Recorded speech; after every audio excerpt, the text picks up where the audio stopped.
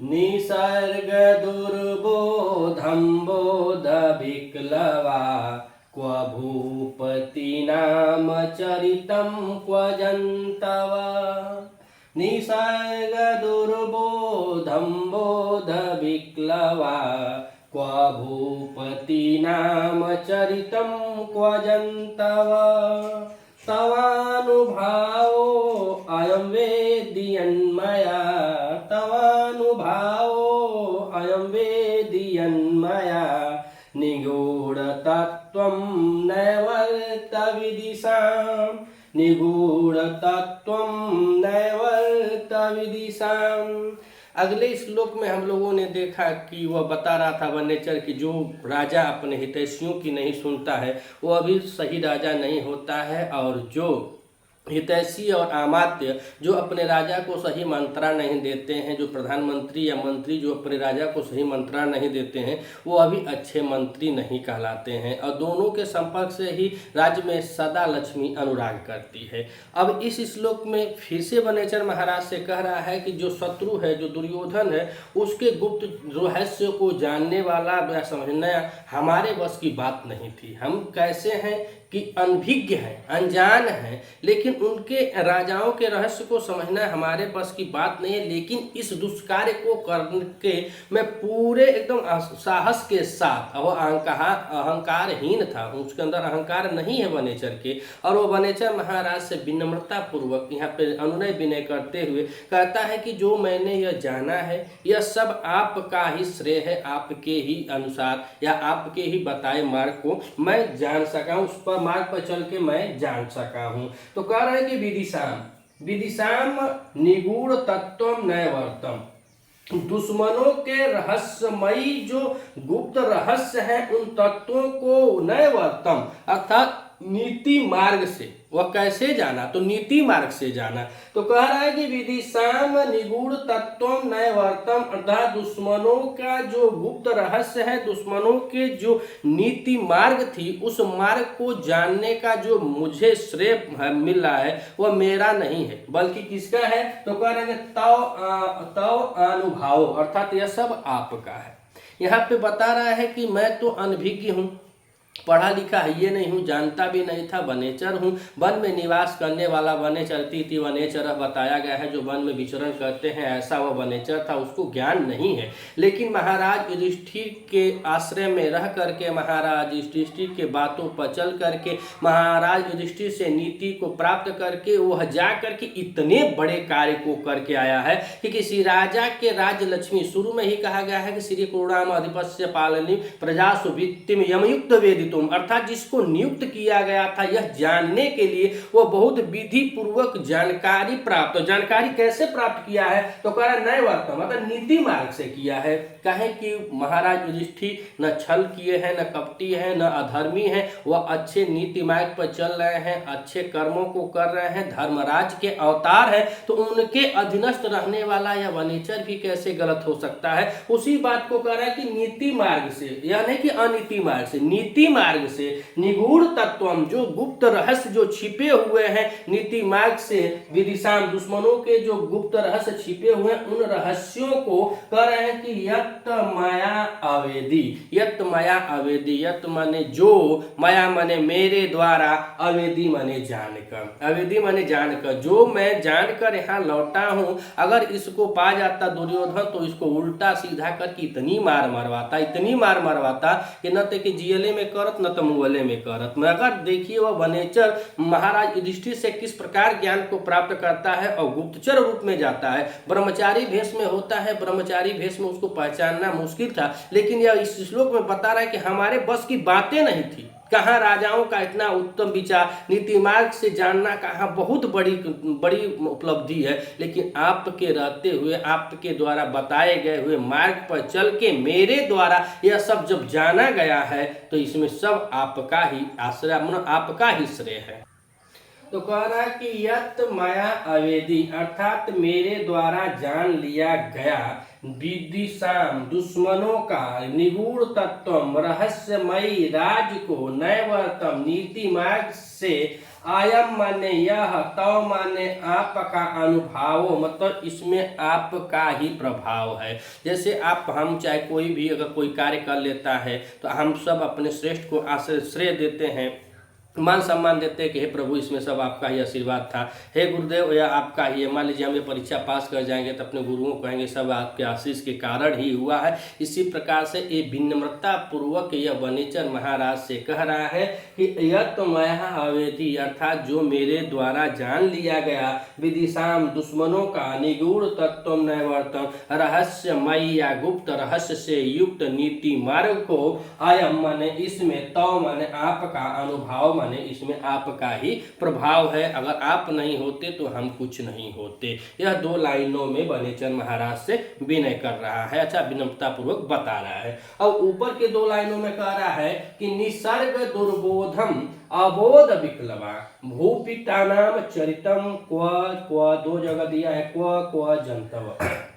तो अब यहाँ पे हम देखेंगे भूपितान, भूपति नाम, षष्ठी का बहुवचनांत है, भूपति नाम, राजाओं के, चरितम माने चरित्र जो होता है, तो राजाओं का जो चरित्र है वह निसर्ग है, निसर्ग दुर्बोध है, अर्थात उनका जो राजाओं का चरित्र है वह कैसा चरित्र होता है, तो निसर्ग है, अर्थात रहस्यमयी होता है। और दुर्बोध इसलिए बता रहे हैं कि उसको जानना इतना आसान नहीं होता है। किसी भी राजा का कोई राज्य हो, चाहे इस समय मान लीजिए कोई मुख्यमंत्री हो, प्रधानमंत्री हो, या इन लोगों का राज्य चलाने की जो नीति होती है, उन नीतियों को जानना बहुत कठिन पूर्वक कार्य है, बहुत कठिनाई से आप जान सकते हैं। अन्यथा यह सब लोग बताते नहीं है, क्या है कि ये गुप्त बातें होती हैं। उसी बातों को यह नेचर बता रहा है कि भूपति नाम, राजाओं का जो चरितम है, जो चरित्र है, निसर्ग दुर्बोध, अर्थात यहाँ पे बहुत आसानी से जानने वाला वह रहस्य नहीं है। निसर्ग में रहस्य बहुत आसानी से वह जानने वाला, वो बहुत कठिनता पूर्वक जानने वाला रहस्य है। और कह रहे हैं कहाँ कहाँ, और उसके बाद कह रहे हैं कि अबोध विक्लवा, अबोध विक्लवा क्व जंतवा, अर्थात अबोध विक्लवा जंतवा क्व, कहाँ हम जैसे अबोध, अनपढ़, गवार, वनेचर, वन में निवास करने वाले तुच्छ व्यक्ति के द्वारा, तो कह रहे कि अबोध विक्लवा यानी कि बुर्बक सपाट आदमी, और यहाँ पे कह रहा है कि जंतु। अगर यहाँ पे यह नहीं बताया कि गुप्तचर कह सकता था, मानव कह सकता था, अनुचरा कह सकता था, लेकिन वह वनेचर अपने आप को बता रहा है कि अबोध विक्लवा जंतु क्व, अर्थात हम जैसे निपड़, निगूढ़, अज्ञानी लोग कहाँ और कहाँ राजाओं का रहस्यमय गूढ़मय वह उनका जो रहस्य है वह बहुत कुशलता पूर्वक जानने योग्य नहीं होता है, उसको बहुत आसानी से आप नहीं जान सकते हैं। उसी को कह रहा है कि कहाँ राजाओं का, क्व भूपति नाम चरितम, कहाँ राजाओं का चरित्र है जो निसर्ग दुर्बोध होता है, जो रहस्य कैसा होता है वह बहुत कठिनाई से समझने योग्य होता है। अगर यही महाराज किसी को अच्छा पढ़ा लिखा MA BEd PhD MPhil जे नेट JRF ऐसे व्यक्ति को नियुक्त किए होते तो शायद कुछ और रहा होता, लेकिन महाराज युधिष्ठिर ने एक वनेचर को, जो कोल भील है, जो वन में निवास करने वाला है, बेचारा दूर दूर तक का चट्टी चौराहा भी नहीं देखा होगा, स्कूल कहाँ से देखेगा।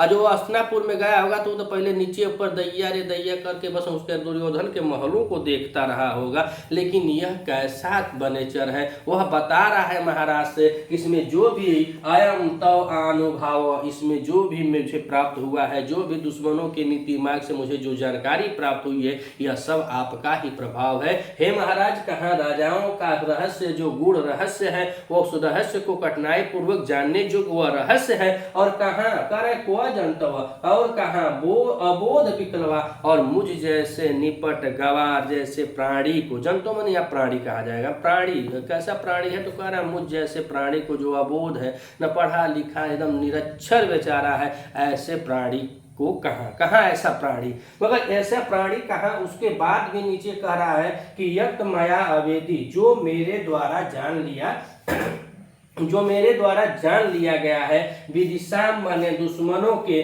निगूढ़ तत्व जो रहस्यमयी तत्व हैं, जो गुप्त रहस्य हैं, नैवर्तम नीति मार्ग से जो जान लिया गया है, अयम माने इसमें, तो माने आपका, अनुभव माने आपका ही प्रभाव है। यहाँ पे साफ साफ है कि वह वनेचर को महाराज युधिष्ठिर हो सके तो कुछ दिन ट्रेनिंग दिए होंगे, पूरा बढ़िया से बताए होंगे कैसे जाना है, कैसे आना है, किस रूप में जाना है। अगर वह जिस नीति से नहीं गया होता तो नीति मार्ग को भी नहीं जान पाता। क्योंकि युधिष्ठिर का शिष्य है तो युधिष्ठिर खुद धर्मराज है, नीति मार्ग पर चलने वाले हैं, तो उनका यह शिष्य, उनका यह दूत कैसे अनीति मार्ग पर चलेगा, कैसे अनीति कार्यों को करेगा। अगर अनीति कार्यों को किया होता तो दुर्योधन इसको पकड़ के इतना मरवाता कि फिर इसकी बुद्धि आज को न जीने देता, न मरने देता, मेरा लेकर सब रोने लगता बगीचे बने में, और बेचारा वहीं रह गया होता। लेकिन बड़ी सफलता से, बड़ी बुद्धि विवेक से और बहुत ही दुस्साहस कार्यों को कर करके, सभी जानकारियों को इकट्ठा कर करके द्वैत वन में महाराज युधिष्ठिर के सामने वह वनेचर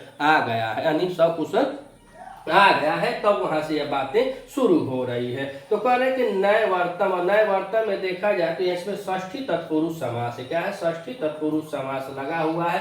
और कह रहे हैं कि अवेदी, अवेदी व्याकरण टिप्पणियों को हम देखें तो कह रहे हैं कि अवेदी, और अवेदी में देखा जाए तो रूप बनता है कहाँ, तो विद धातु होती है, और विद धातु में अगर देखा जाए तो यह लुंग लकार में रूप बनता है। किसमें? लुंग लकार में बनता है, प्रथमा के एक वचन में शब्द बनता है अवेदी। और निगूढ़ तत्व, निगूढ़ तत्व में देखा जाए तो यहाँ पे नी उपसर्ग है, और नी उपसर्ग के साथ इसमें गुह धातु है, और गुह धातु के साथ कत प्रत्यय किया गया है। यह द्वितीय का एक वचन है, निगूढ़ तत्व। और कह रहे हैं कि तवानुभाव अयम वेदी, अयम वेदी माने विद लकार हो गया। और यहाँ पे कि यत मया अवेदी, जो मेरे द्वारा जान लिया गया है, विदिशाम माने दुश्मन, दुश्मन। और इसका दुश्मन कौन होगा? तो वही हस्तिनापुर का जो वर्तमान में राजा है, जो नीति पूर्वक इनको ठगा है और जीवन भर वह अनितीय करता रहा। अब देखिए वहां पे लाक्षागृह में बुलाया कि भैया आवस अन्योता, खाए पिए दर्द या धवस, वह लगा दिया आगे लाक्षागृह में।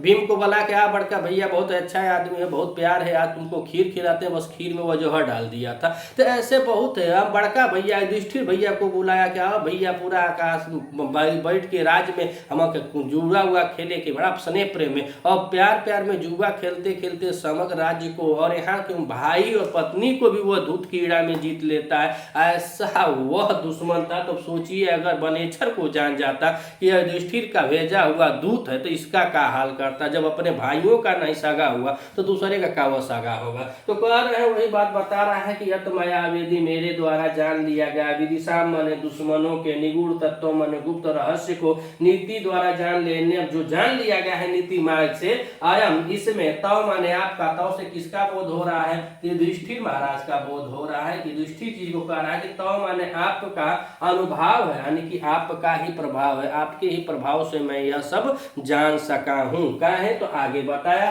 कि निसर्ग दुर्बोधम भूपिता नाम चरितम, अर्थात कहाँ राजाओं का, षष्ठी का बहुवचनांत है भूपिता नाम में, तो कहाँ राजाओं का चरित्र है, कैसा चरित्र? निसर्ग दुर्बोधम, निसर्ग है अतः रहस्यमयी है। और निसर्ग दुर्बोधम में देखा जाए तो निसर्ग में नी उपसर्ग है। कौन सा उपसर्ग है? नी उपसर्ग है, और इसमें सृज धातु है। कौन सी धातु है? सृज धातु के साथ घय प्रत्यय किया गया है। और दुर्बोधन में देखा जाए तो यहाँ पे दुर उपसर्ग है, और उसकी धातु की बात करें तो इसमें बुध धातु है, और बुध धातु के साथ इसमें खल प्रत्यय किया गया है। तो शब्द बना है निसर्ग और दुर्बोधम, और यह प्रथमा का एक वचन लगा हुआ है। तो इसमें निसर्ग दुर्बोधम अर्थात भूपिता नाम राजाओं का चरित्र निसर्ग दुर्बोधम है, रहस्यमयी है और आसानी से जानने योग्य नहीं है, अर्थात कठिनाई पूर्वक समझने योग्य है। और को माने कहाँ, कहाँ यानी कहाँ राजाओं का ऐसा चरित्र है, ऐसा स्वभाव है। और कह रहा है कि कहाँ